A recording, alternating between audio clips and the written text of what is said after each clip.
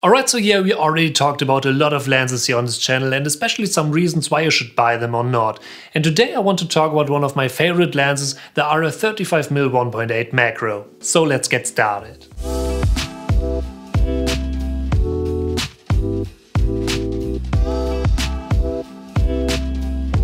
Okay, so what's up everybody and welcome back to another video on this channel, and I hope you all had a fantastic day. And yes, this video is all about the RF35mm 1.8 and I want to share a couple of reasons with you guys why this lens is actually worth it. And the first reason that we need to talk about is the price, and actually the RF35mm 1.8 is actually one of the cheaper RF lenses for around $500. I mean, sure, currently we have the RF50mm 1.8 for around €200, that's really cheap, but especially if we compare the price of the 35mm with all kind of other RF lenses, you will notice that this lens is still one of the cheapest lenses that you can get for the RF mount. I personally bought this lens back then in combination with the Canon EOS R because I was looking for an additional prime lens next to the RF 24-105 f4, and this one was one of the best options. And still today I would say it's still one of the best lenses that you can get in that price category. So for example, if your budget isn't that big but you want to make the jump to the RF mount, I can highly recommend to check out the 35mm. It's still one of my favorite RF lenses. Another reason that we need to talk about and why I really like the RF35mm is the design and size.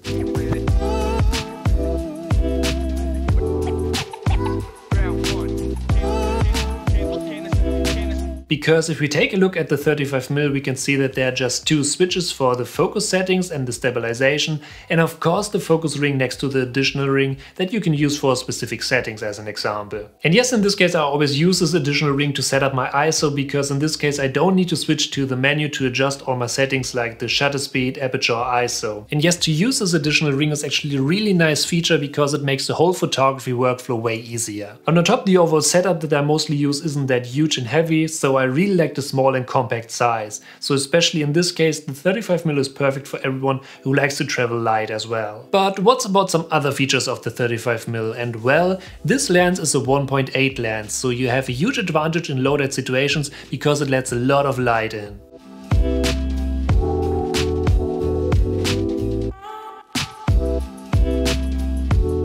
As an example, if you take photos in a dark forest, this is really helpful because you can easily use lower ISO settings, and of course you can get this crazy good looking bokeh, which is always awesome. And yes, especially if you take macro photos. And yes, this is another feature that I want to mention. This lens is a macro lens. In this case, especially if you like to get really close to take these nice crispy detail shots, this lens is awesome. I actually got into macro photography just because of this lens, so yeah, maybe give it a try. And as we already started to talk about some features, we definitely need to talk about the focus, because yeah, the focus motor is a little bit louder. So yeah, if you need to be quiet, that can be a problem, so definitely keep that in your mind. In terms of video recordings, the focus motor actually slows down a little bit, so you won't hear any sounds in your audio, especially if you record with a Rode video mic, for example. But in all kind of other cases, you won't have any huge problems. Just keep that in your mind that the focus motor is a little bit louder. But now let's move into the next reason why I really like the RF35mm, and here we need to talk about the video and image quality.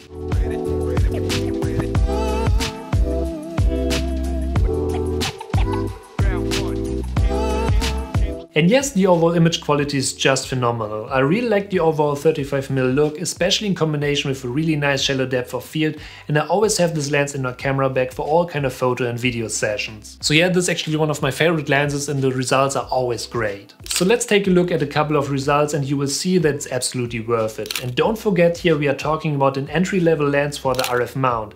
I mean, sure, $500 is a lot of money, but compared to some other RF lenses, that's super cheap. On top, the 35mm offers IS, so especially in combination with newer cameras like the Canon EOS R5 and IBIS, this is just a great setup. There are also a lot of POV photography sessions with the 35mm 1.8 here on my channel, so if you want to check out some more sample images, I can highly recommend to watch a couple of these episodes. And yes, this video is actually recorded with the RF35mm 1.8 as well, and yes, I mostly use it for video productions, so yeah, you can use that as well, and the focus is still absolutely fine. But yeah, these are 5 reasons why the RF35mm 1.8 is actually worth it. So, thank you for watching, I hope you enjoyed this video, and if you're new, don't forget to smash that subscribe button to stay updated for upcoming videos, and I see you in the next video.